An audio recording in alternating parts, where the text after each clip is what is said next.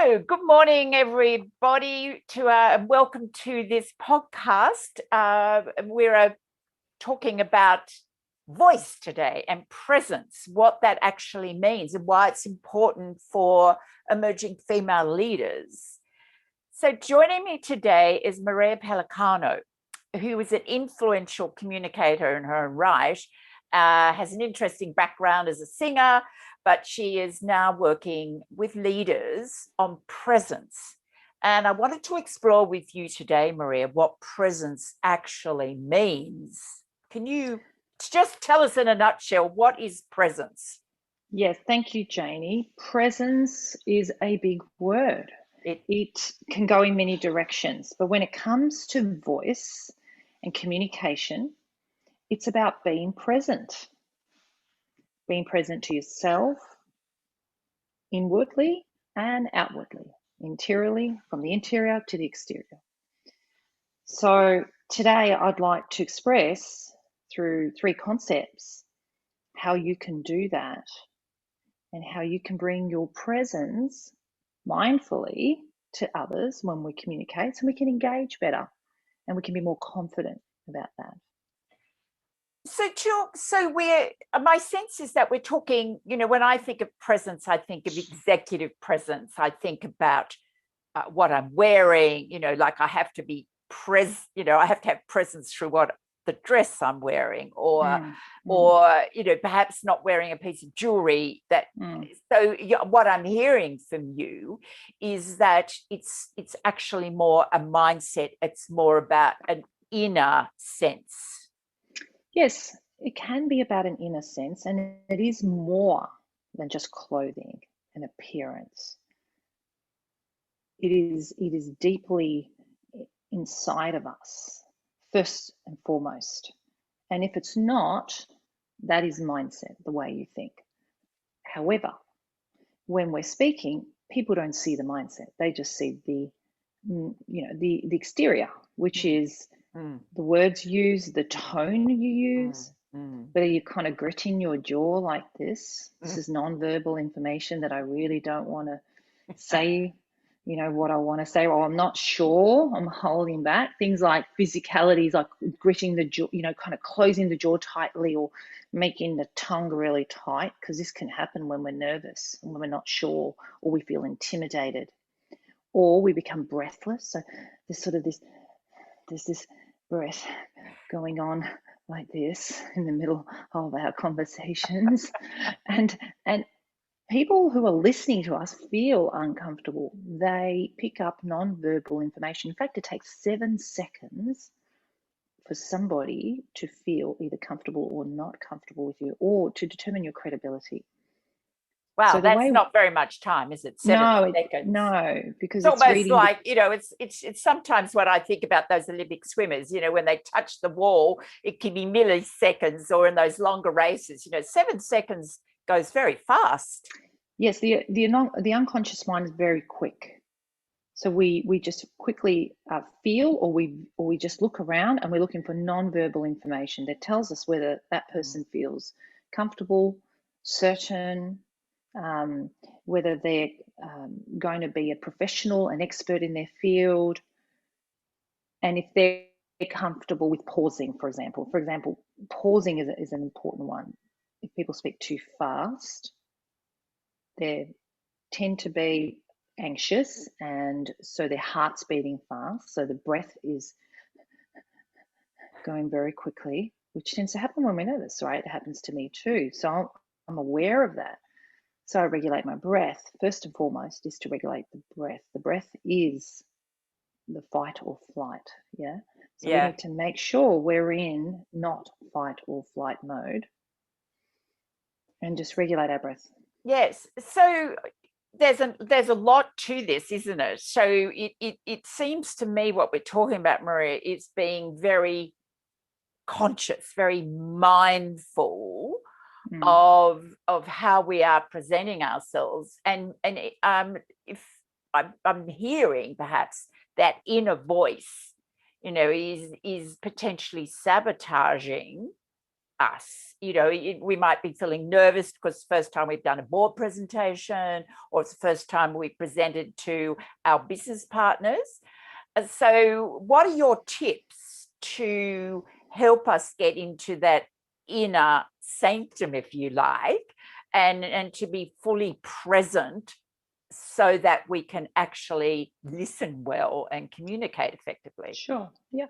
So to listen well and communicate effectively and getting into that inner sanctuary, or where our voice really sits, which is, the voice is the organ of the soul. Henry Wadsworth Longfellow said that. And the voice really on the outside is just the tip of the iceberg. What drives the voice is the soul. So not many of us want to dig deep into our soul, but we can look at the interior and check our thoughts. What am I thinking? What am I believing about this conversation I'm going to have? What do I believe about my boss who intimidates me? How do I let that go and forgive, clear the slate, go into that conversation with a clear slate? And so what's the best way of doing that, Maria? How best do we clear the slate? For the fabulous female leaders who are listening to this podcast and going, well, how do I clean the slate? How do I stop my thinking? How do I actually get into that inner sanctum, into my soul? Well, how do we stop that thinking? How do we get into that inner sanctum of our soul? Is by going there. Spend some time on the weekend when you're not talking, being with your soul. I mean, how many of us take time to really plan not just the words we're going to speak, not just our outside appearance, and what am I going to wear, and how are my nails doing, and have I got enough makeup on, and do they like me on the outside, but get to like yourself, and really knowing your heart, your soul, and your opinion about others. So the way we feel about others, if we feel intimidated, we're actually saying, I'm not good enough, and that person's better than me, or they're going to judge me. I'm going to be found out that I'm a fraud. And, Janie, isn't it true? Most of us as humans, we all feel that we're not as good as other people that we look up to, and we think, oh, they're better. And suddenly that means I'm not good enough. Well, somebody can be better, but it doesn't mean you're not good enough. I often teach my singers, for example, it's okay. You don't need to sound like Taylor Swift. You don't need to sound like Celine.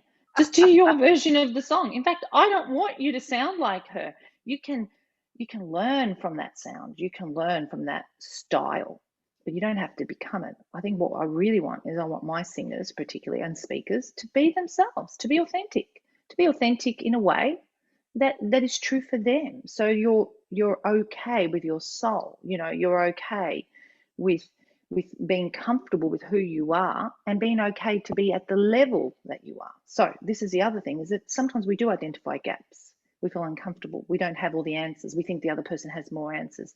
That's fine. You can actually say, this is all I have right now. If the question came up and you felt, oh my goodness, I didn't do that as well as I could have, or that's interesting, I don't have the answer to that. You could just simply say, I'll come back to you. That's very interesting. I've never thought of it that way. You know what? Give me a couple of hours and I'll come back to you.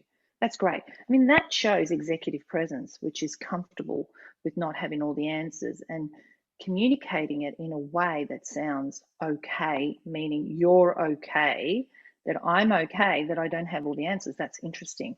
I'm not an encyclopedia or, a library. I mean, we're not Siri and we're not Google. We are human beings who are forever learning. And so we shouldn't expect ourselves to be like other people or to be perfect, because perfect doesn't exist.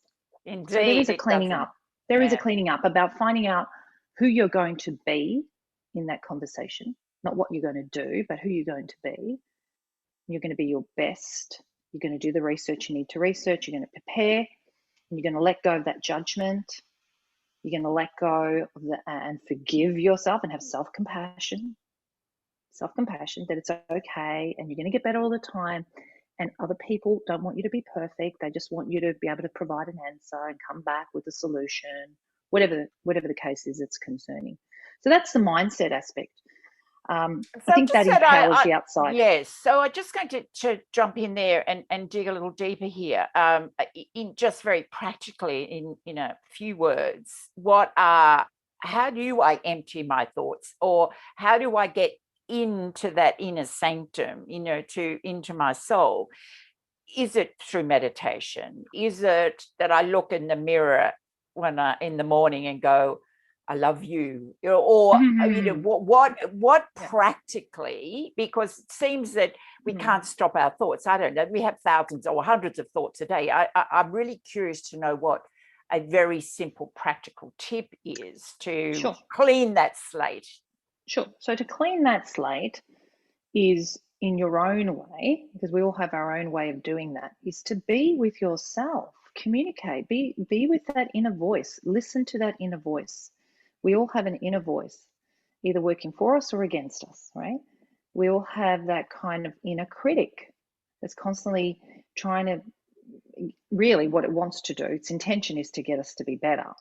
But better is forever, isn't it? And so you're never going to be at the standard that often we feel like we've got to be at that A level all the time. And that's creating a really huge benchmark that creates suffering. So how do you do that? Is to be with yourself. Learn to spend every day, is to kind of create your day in a way, and acknowledge those feelings and emotions that are actually making you think thoughts that are disempowering you and taking away your voice or the credibility of your voice, because you have to be perfect. A perfect doesn't exist. So acknowledging those thoughts. So spending time with, what am I thinking? What thoughts am I having? Are these thoughts that I want? Are these thoughts that are going to be helpful? Are these thoughts causing me suffering? Can I have another thought? Can I have no thoughts at all? I mean, that's something I'm practicing at the moment, because thoughts, we are not our thoughts. We are beyond our thoughts. And that's something that you can enter through with meditation, of course. Quiet, stillness, meditation, self-compassion will teach you to actually look at your thoughts, observe your thoughts. Often people don't even know they cannot observe their thoughts. Yes. That they're being driven by their thoughts. There's no separation of the thought and the person and the soul. So we can observe our thoughts and we can choose them. So it sounds to me that it's very individual approach to how you learn to be with yourself, but being mindful of your thinking is a critical one. So we'll wrap it up now, and just what would your final parting words be for our emerging female leaders today, Maria?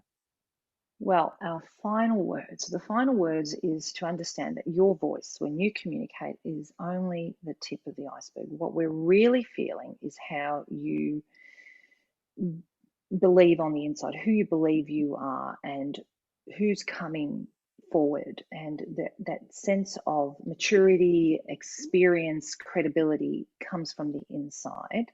That's the first thing. To understand that your mindset, the way you think about yourself, the inner voice is more important. And secondly, is to put other people first. And that's the message. The message is that your communication should be always about what the others may need to know, instead of yourself, like, oh, I hope I'm delivering it properly. I hope I look okay. I hope they like me. Really, how are others listening? Are you preparing your information, your voice for others? How do they want you to show up? What are their needs? Are you communicating by serving, or are you communicating by receiving? What am I going to get out of this? I need some acknowledgement. I need some approval here. Instead of that, look at me, let me look at you and what your needs are. Right. Very good advice. Thank you for your time, Maria. Thank you.